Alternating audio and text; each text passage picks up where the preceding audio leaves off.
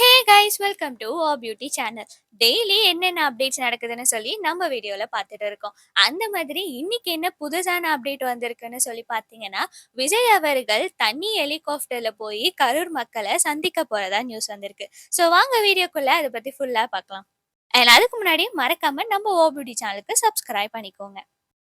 நேத்து போட்ட வீடியோல பார்த்தீங்கன்னா, சட்டப்பேரவையில முதலமைச்சர் அவர்களுக்கோ, இபிஎஸ் அவர்களுக்கோ ஏற்பட்ட விவாதத்த பத்தி விரிவா பார்த்தோம். ஸோ இன்னைக்கு அதோடைய சில அப்டேட்ஸ் வந்திருக்கு. ஸோ அதோட கன்டினியூவேஷன் என்னன்னு சொல்லி இப்ப பார்ப்போம். ஆக்சுவலி நேத்து நடந்த சட்டப்பேரவையில பார்த்தீங்கன்னா, அதிமுகவை சார்ந்த கட்சி தலைவர், எம்எல்ஏக்கள் இவங்க எல்லாருமே என்ன பண்ணியிருக்காங்கன்னு பார்த்தீங்கன்னா, தன்னுடைய கைகள்ல கருப்பு பட்டையா அணிந்து வந்திருக்காங்க. இது எதுக்காகன்னு சொல்லி பார்த்தீங்கன்னா, கரூருடைய துயர சம்பவத்தினால இந்த கருப்பு பட்டைய எல்லாரும் அணிஞ்சுட்டு வந்திருக்காங்க. அதுக்கு சட்டப்பேரவையுடைய சபாநாயகர் என்ன சொல்லியிருக்காருன்னு பார்த்தீங்கன்னா, "ரத்த கொதிப்பா?" அப்படின்னு சொல்லி கேள்விய கேட்டிருக்காரு. ஸோ இப்படி சபாநாயகர் பேச நெறைய வாக்குவாதங்கள் ஏற்பட்டு, அவங்க அந்த சட்டப்பேரவையில இருந்து வெளிநடப்பு செஞ்சுட்டாங்க. அதாவது சட்டப்பேரவையில இருந்து நடந்துட்டு இருக்கும்போதே எந்திச்சு வெளிய போயிட்டாங்க. ஸோ அப்போ வெளிய வந்த இபிஎஸ் என்ன சொல்லியிருக்காருன்னு சொல்லி பார்த்தீங்கன்னா, சட்டப்பேரவையில இருக்கிற உறுப்பினர்கள விட சபாநாயகர் தான் ரொம்பவே அதிகமா பேசுறாரு. கருப்பு பட்டைய பார்த்து என்ன ரத்த கொதிப்பான்னு சொல்லி கேட்கிறாரு. ஆமா, எங்களுக்கு ரத்த கொதிப்பு தான். கரூர்ல 41 பேர் இறந்தத பார்த்து எங்களுக்கு ரத்த கொதிக்குது. அதனால தான் இந்த கருப்பு பட்டையா அணிந்து வந்தோம்னு சொல்லியிருக்காங்க. பேரவையில நாங்க பேச எழுந்தாலே சிஎம் ரொம்பவே பதறாரு. எதிர்க்கட்சிக்காரங்க வெளிநடப்பு செய்ததுக்கு அப்புறம் சுவர பார்த்து சினிமா டயலாக்லாம் பேசிட்டு இருக்காருன்னு சொல்லி பேட்டியில சொல்லியிருக்காரு.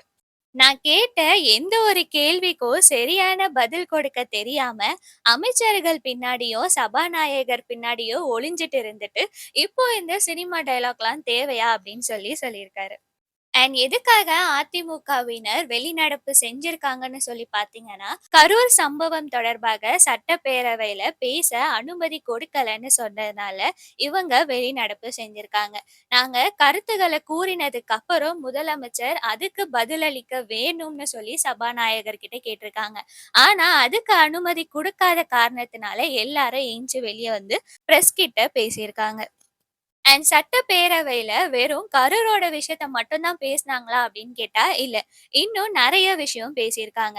இந்த கிட்னி தொடர்பான கேஸ் நமக்கு போயிட்டு இருக்குன்னு சொல்லி எல்லாருக்குமே தெரியும். ஸோ அத வந்து பழனிசாமி அவர்கள் முன்வைக்கிறாரு. ஸோ அதுக்கு பதில் என்ன சொல்லியிருக்காங்கன்னு சொல்லி பார்த்தீங்கன்னா, சென்னை உயர்நீதிமன்றத்துல சிறப்பு புலனாய்வு குழு வந்து அமைக்கப்பட்டு விசாரணை நடந்துட்டு இருக்கு. அதோடைய அடிப்படையில 2 பேர் கைது செய்யவும் பட்டிருக்காங்க. ஸோ இதுக்கு முக்கியமா மக்கள் கிட்ட விழிப்புணர்வு இருக்கணும். ஸோ அந்த விழிப்புணர்வ கவர்மெண்ட் குடுக்கும்னு சொல்லி உத்தரவிட்டிருக்காங்க. பழனிசாமி அவர்கள் இன்னொரு ஒரு விஷயத்தையும் சொல்லியிருக்காரு. அது என்னன்னு சொல்லி பார்த்தீங்கன்னா, தமிழ்நாட்டையே கடன்ல தத்தளிக்க விட்டுட்டீங்கன்னு சொல்லியிருக்காரு. ஸோ அதுக்கு எதிர்க்கட்சி அதாவது ஆளுங்கட்சியிலேருந்து என்ன சொல்லியிருக்காங்கன்னு சொல்லி பார்த்தீங்கன்னா, தமிழ்நாடு கடன்ல தத்தளிக்கிறதுக்கு எதிர்க்கட்சி தான் முக்கியமான காரணம். ஏன்னா அதிமுக ஆட்சியில இருக்கும்போது வாங்கிய கடனுக்கு தான் ரூ. 1,40,00,000 கடனுக்கு நாங்க வட்டி கட்டிட்டு இருக்கோம்னு சொல்லியிருக்காரு. கடனுக்கு நிதி நிர்வாணம் காரணம் இல்ல.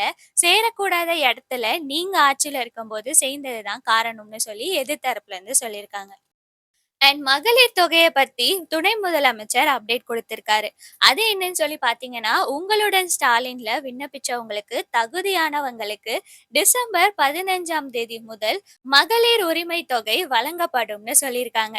டிசம்பர் 15னா இந்த வருஷமே முடிஞ்சிரும். அடுத்த வருஷத்துல இருந்து தான் அவங்களுக்கு காசே கொடுக்கப்படும். அதுக்குள்ள எலக்ஷன் வந்துரும்.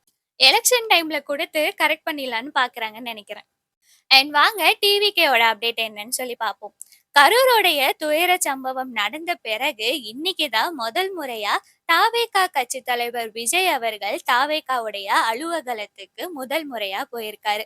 ஸோ அங்க ஜாமீன்ல ரிலீஸ் ஆகி வந்த மதியழகன், பவுன்ராஜ் ஸோ இவங்கெல்லாம் சந்திச்சு பேசினதா தகவல் வந்திருக்கு.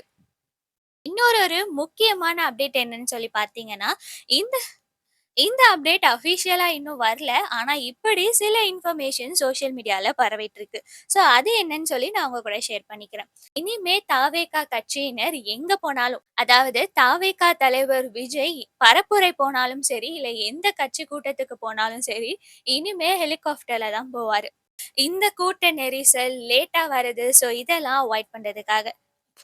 ஸோ இதுக்காக விஜய் அவர்கள் ஹெலிகாப்டர வந்து வாடகைக்கு கேட்டிருக்காங்கன்னு சொல்லி தகவல் வந்திருக்கு. ஸோ துபாய்ல இருந்து 1 வருஷத்துக்கு ஹெலிகாப்டர வாடகைக்கு கேட்டிருக்காங்கன்னு சொல்லி நியூஸ் வந்திருக்கு. மக்கள் கூட சந்திக்கிறதுக்கு ஏதாச்சும் வெளியூர் போனா, அங்க காலியா இருக்கிற மைதானத்துல ஹெலிகாப்டர நிறுத்திட்டு, அங்கேயே மக்கள் கூட பேசிட்டு, அங்கேயே போற மாரி பிளான் பண்ணியிருக்காங்க. ஸோ இத வருங்காலத்துல எக்ஸிக்யூட் பண்ணுவாங்களா? அப்படின்றத பார்க்கலாம். ஸோ எந்த மாதிரி கட்சி தலைவர்களோ இவ்ளோ பிரம்மாண்டமான என்ட்ரி குடுத்ததே இல்ல. ஸோ அப்படி குடுத்தா அதோடைய வரவேற்பு எப்படி இருக்குன்னு சொல்லி நம்ம ஃபியூச்சர்ல பார்ப்போம். நம்ம ஆல்ரெடி போன வீடியோல சொன்ன மாதிரி விஜய் அவர்கள் தீபாவளிக்கு முன்பதாகவே கரூர் மக்களை சந்திக்கிறதா திட்டமிட்டு இருக்கிறதா நமக்கு இன்ஃபர்மேஷன் வந்துச்சு. ஆனா இன்னைக்கே பாத்தீங்கன்னா டேட் 16 ஆயிடுச்சு.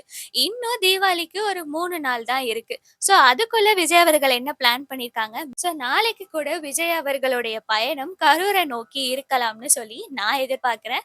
ஸோ நீங்க என்ன நினைக்கிறீங்கன்னு சொல்லி கமெண்ட் செக்ஷன்ல சொல்லுங்க.